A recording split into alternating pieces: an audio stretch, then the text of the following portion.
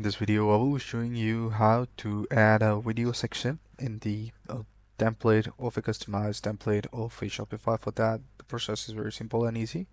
So if you're new to the channel, make sure that you like the video, subscribe to the channel, and hit the bell icon so you won't miss any future updates.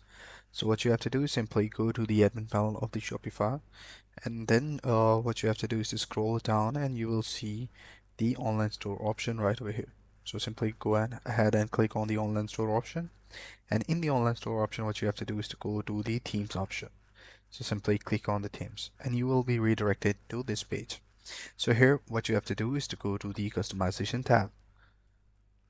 So once you're in the customization tab, the further thing is that you need to add a section. So from where you can add a section is on the left hand side.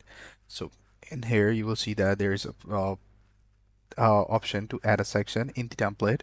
So simply go ahead and click on that. And you will see a bunch of tiles and the prompts that you can use and different sort of sections that you can use and apply in the template. For example, for me, I'm going to use the video section for the template. So simply type in video. And once you do that, you will see that video section right over here. Go ahead and click on that, and video section will appear right over here.